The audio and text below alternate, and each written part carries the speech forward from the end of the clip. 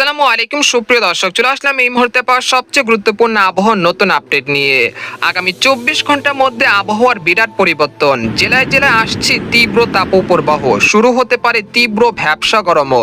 এছাড়া আগামী 29শে মে বঙ্গোপসাগরের বুকে তৈরি হতে যাচ্ছে শক্তিশালী ঘূর্ণিঝড় মন্থা, যার প্রভাবে আগামী 30শে মে থেকে দেশের একাধিক জেলায় ভারী থেকে অতি ভারী বৃষ্টিপাত, সেই সাথে ঘন্টায় 110 কিলোমিটার বেগে দমকা ও ঝড়া হওয়ার সাথে ভারী বৃষ্টিপাতের সতর্কতা জারি করেছে বাংলাদেশ এবং ভারতীয় আবহাওয়া দপ্তর। এছাড়া আগামীকাল 23শে মে শুক্রবার কেমন থাকতে চলেছে আগামী 24 থেকে 48 ঘন্টার আবহাওয়া বাংলাদেশ থেকে শুরু করে ভারতের দক্ষিণবঙ্গ, আসাম, মেঘালয় এবং উত্তর থেকে ত্রিপুরা রাজ্যে আগামী 24 থেকে 48 ঘন্টার মধ্যে কোন কোন জেলাগুলোতে মেঘ বৃষ্টির সম্ভাবনা রয়েছে এবং কোন কোন জেলার উপর দিয়ে তীব্র ভ্যাপসা গরম শুরু হতে পারে এবং কবে নাগাদ আবারও আসতে পারে ভারী থেকে অতি ভারী বৃষ্টিপাত। তো এই বিষয়ে কি বলছে আজকের আবহাওয়ার রিপোর্টে, এবং বঙ্গোপসাগরে যে ঘূর্ণিঝড় সৃষ্টি হতে যাচ্ছে সেই ঘূর্ণিঝড় কতটা শক্তিশালী হতে পারে এবং কোন উপকূলে আশ্রে পড়তে পারে। তো এই বিষয়ে আরো বিস্তারিত জানতে হলে ভিডিওটি সম্পূর্ণ দেখতে থাকুন। আর আপনি কোন জেলা থেকে খবরটি দেখছেন, আপনার জেলার নামটি আমাদের কমেন্ট বক্সে জানিয়ে দিবেন। আর সবার আগে সবার প্রথম সঠিক খবর জানতে আমাদের চ্যানেলটিকে সাবস্ক্রাইব করে রাখুন। এবার জেনে নেওয়া যাক এক নজরে। বন্ধুরা, এই পর্যায়ে আমরা সরাসরি উপগ্রহ চিত্রে চলে আসলাম। তো এখান থেকে আপনারা দেখতে পাচ্ছেন যে গত 24 ঘন্টায় যে বৃষ্টিপাত হয়েছিল সেই বৃষ্টিপাত কিন্তু আজ থেকে অনেকটাই কমে যেতে শুরু করেছে।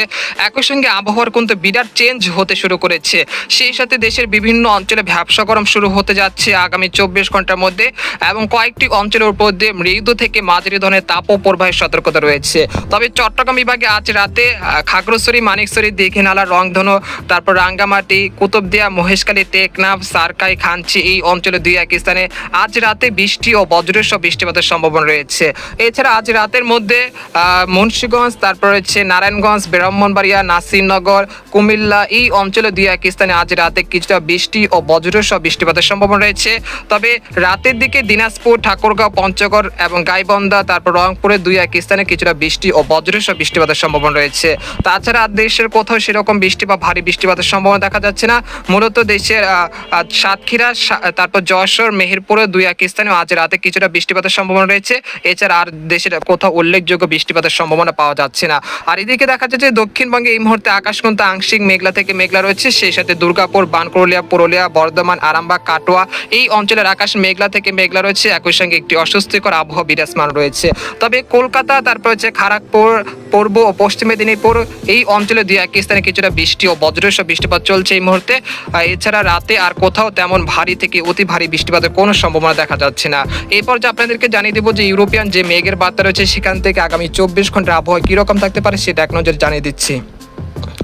আমরা সরাসরি শুক্রবার ভোর 6টার দিকে চলে আসলাম। ভোর 6টার দিকে চলে আসার পর দেখতে পাচ্ছি যে চট্টগ্রাম বিভাগের সন্দ্বীপ, তারপর হচ্ছে হাতিয়া, নোয়াখালী, ফেনী, এরপর রয়েছে কুতুবদিয়া, মহেশখালী, টেকনাফ, কক্সবাজার, খাঞ্চি, রাজস্থলী, সাতকানিয়া, তারপর বিলাইছড়ি, রাঙ্গামাটি এই অঞ্চলে বেশ করে জেলাতে বৃষ্টি ও বজ্রসহ বৃষ্টিপাতের সম্ভাবনা রয়েছে শুক্রবার ভোর 6টার দিকে।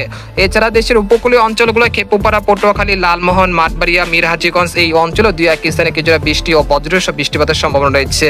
এছাড়া রাজশাহী, ঢাকা, ময়মনসিংহ, রংপুর, সিলেট বিভাগের সবকটি জেলার আকাশ কিন্তু আংশিক মেঘলা থেকে পরিষ্কার থাকতে পারে, তেমন বৃষ্টিপাতের সম্ভাবনা দেখা যাচ্ছে না। মূলত সকাল থেকে কিন্তু একটি অস্বস্তিকর ভ্যাপসা গরম শুরু হয়ে যেতে পারে দেশের বিভিন্ন জেলায়। তো আপনারা দেখতে পাচ্ছেন যে সকাল 10টার দিকে আসার পর দেখতে পাচ্ছেন দেশের সেরকম আবহাওয়ার কোনো পরিবর্তনের সম্ভাবনা দেখা যাচ্ছে না। সকাল 10টার দিকে রংপুর, ময়মনসিংহ, সিলেট, রাজশাহী, ঢাকা, খুলনা, বরিশাল বিভাগের আকাশ আংশিক মেঘলা থেকে মেঘলা থাকতে পারে। একই সঙ্গে একটি গুমট আবহাওয়া পরিস্থিতি বিরাজমান থাকতে পারে, সেই সাথে একটি ভ্যাপসা অনুভূত হতে পারে দেশের বিভিন্ন অঞ্চল জুড়ে। এবং দেশের উত্তর পশ্চিম অঞ্চল এবং দক্ষিণ পশ্চিম অঞ্চলে বেশ কয়েকটি জেলার উপর দিয়ে মৃদু থেকে মাঝারি ধরনের তাপপ্রবাহ বয়ে যেতে পারে।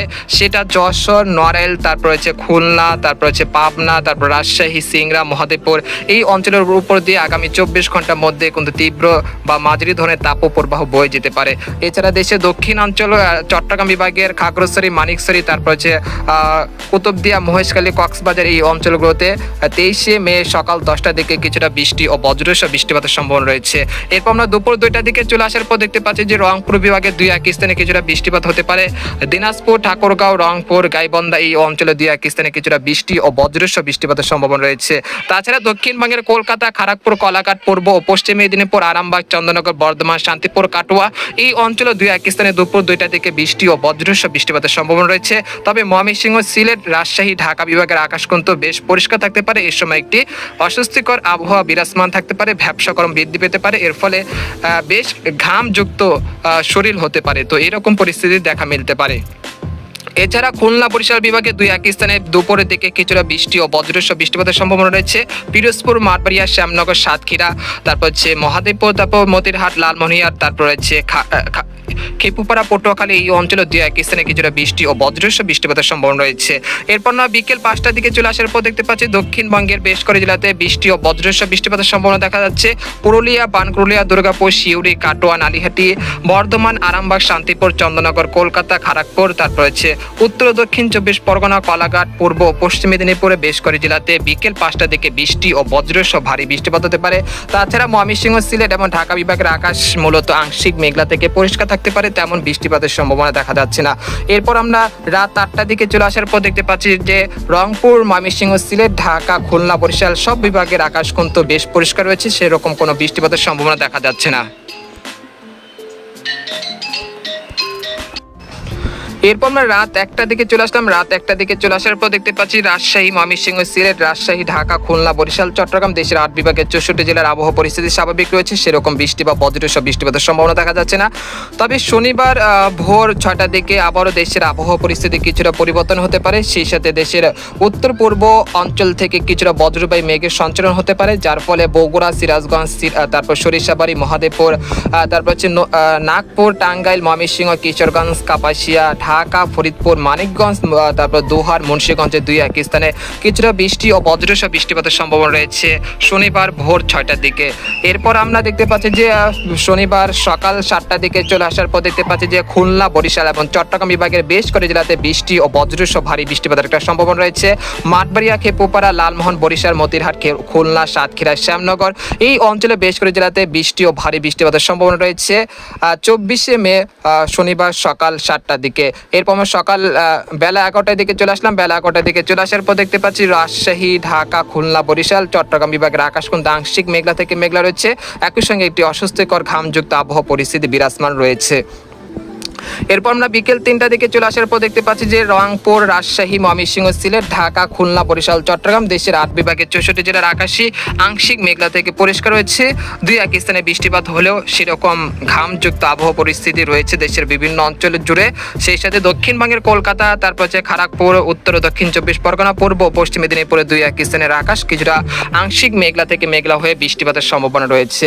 তারপর আমরা দেখতে পাচ্ছি 25 এবং 26 তারিখ পর্যন্ত দেশের আবহাওয়া পরিস্থিতি এরকম থাকতে পারে। তারপরে 26 তারিখ সকাল থেকে আবহাওয়ার কিছুটা পরিবর্তন আসতে পারে। সেই সাথে রাজশাহী, ময়মনসিংহ, সিলেট, ঢাকা, খুলনা, বরিশাল, চট্টগ্রাম বিভাগে দুই এক স্থানে কিছুটা প্রাক বর্ষার কিছুটা বৃষ্টি বা বজ্রসহ বৃষ্টিপাতের সম্ভাবনা রয়েছে, তবে এই বৃষ্টিপাত উল্লেখযোগ্যভাবে সেরকমভাবে বলা যাচ্ছে না। এরপর আগামী 27 বা 28শে মে বঙ্গোপসাগর বুকে একটি নিম্নচাপ তৈরি হতে পারে। সেই নিম্নচাপের হাত ধরে কিন্তু দেশে এই বছরের প্রথম মৌসুমি বায়ু বা বর্ষাকাল যেটাকে বলি, সেই মৌসুমি বায়ু দেশের মধ্যে প্রবেশ করতে চলেছে। তো আপনাদেরকে আরেকটি পূর্বাভাস দিতে চাচ্ছি যে বর্তমান যে বায়ু চাপ সেটা আপনাদেরকে এক নজরে দেখে দিচ্ছি। তো আপনারা দেখতে পাচ্ছেন যে এই মুহূর্তে দেশের পশ্চিম অঞ্চল থেকে বায়ু চাপ কিন্তু শুরু হয়েছে, তবে বঙ্গোপসাগর থেকে এই পর্যায়ে কোনো বায়ু চাপ নেই। এরপর আমরা দেখতে পাচ্ছি যে 23শে মে দুপুর বেলা 11টার দিকে একটি ঘূর্ণাবর্ত তৈরি হতে পারে, যেটা ঢাকা বিভাগের উপরে। তার ফলে কিন্তু ভ্যাপসা গরম বা অস্বস্তিকর আবহাওয়া পরিস্থিতি বিরাজমান থাকতে পারে রাজশাহী, ঢাকা, ময়মনসিংহ, সিলেট, খুলনা, বরিশাল এবং রংপুর বিভাগের একাধিক জেলায়। এই সময় তীব্র ভ্যাপসা গরম এবং ঘামযুক্ত আবহাওয়া পরিস্থিতির সৃষ্টি হতে পারে, অর্থাৎ অস্বস্তিকর আবহাওয়া সৃষ্টি হতে পারে। এরপর আমরা দেখতে পাচ্ছি 24 তারিখ আসার পর দেখতে পাচ্ছি কিছুটা আবহাওয়ার পরিবর্তন আসতে পারে। 24 তারিখ ভোর 6টার দিকে আমরা দেখতে পাচ্ছি পূর্বালি হাওয়া বইতে শুরু করেছে, তবে পূর্বালি হাওয়াতে কিছুটা বৃষ্টি বা বজ্র বৃষ্টিপাত হলেও তীব্র ভ্যাপসা গরম যেটা আছে সেটা কিন্তু অব্যাহত থাকতে পারে দেশের বিভিন্ন অঞ্চল জুড়ে। এরপর আমরা 25 তারিখ চলে আসলাম। 25 তারিখও কিন্তু পূর্বালি হাওয়ার দাপট কিন্তু চলতেছে। তারপর 26 তারিখ থেকে চলে আসলাম। 26 তারিখ থেকে দেখতে পাচ্ছি বঙ্গোপসাগর থেকে বেশ পরিমাণ জলীয় বাষ্প দেশের অভ্যন্তরে প্রবেশ করতে শুরু করেছে। আগামী 28শে মে এই যে বঙ্গোপসাগর থেকে প্রচুর পরিমাণ জলীয় বাষ্প সেগুলো দেশের অভ্যন্তরে পড়বে। তারপরে 28শে মে রাত থেকে কিন্তু দেশের বিভিন্ন অঞ্চলে বৃষ্টিপাত শুরু হয়ে যেতে পারে। তো আপনারা দেখতে পাচ্ছেন যে খুলনা, বরিশাল, চট্টগ্রাম বিভাগের বেশ কয়েক জেলাতে এই নিম্নচাপের ফলে বৃষ্টি ও ভারী বৃষ্টিপাতের সম্ভাবনা তৈরি হতে পারে। তো এই ছিল আজকের খবর। তো আজকের মতো এখানে বিদায় নিলাম। সবাই ভালো থাকবেন, সুস্থ থাকবেন। আল্লাহ হাফেজ।